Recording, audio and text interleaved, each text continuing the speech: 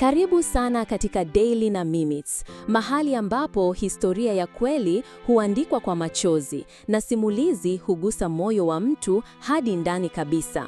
Leo tunaanza mfululizo mzito kuhusu adhabu ya kifo, safari ya kifo cha kisheria, safari ya waliohukumiwa kufa si kwa upanga wa adui bali kwa amri ya serikali. Usisahau kusubscribe, maana hapa kila simulizi ni sauti ya waliotengwa. Sehemu ya kwanza, kiti cha umeme, moto unaowaka kwa jina la haki. Ndiyo, ni kiti, kina miguu minne, kina mikanda ya ngozi, kina swichi, lakini si kiti cha mapumziko, ni kiti cha mwisho utakachokalia maishani.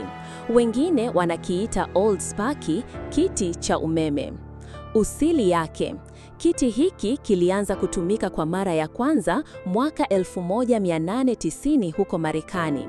Ilijengwa kama njia mbadala ya kunyongwa kwa madai kuwa ni ya huruma zaidi, ya kisasa, ya haraka, isiyoacha mtu kuteseka kwa muda mrefu. Lakini ukweli ni huu, kiti cha umeme ni moja ya adhabu zenye maumivu kali kabisa, hata kama yanafichwa ndani ya umeme. Hatua za utekelezaji. 1. Maandalizi. Mfungwa hupitishwa kwenye utaratibu maalumu. Huchukuliwa kutoka death row akiwa katika ukimya mzito.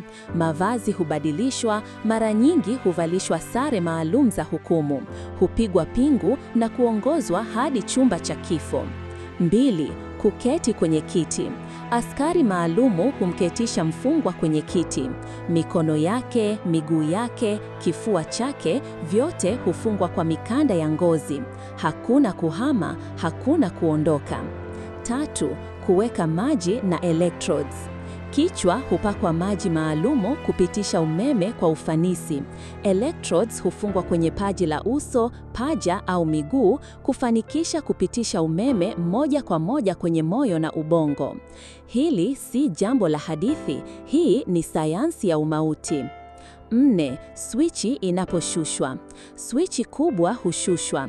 Milioni za volts za umeme huingia mwilini kwa sekunde kadhaa. Mfungwa huanza kutetemeka kwa nguvu.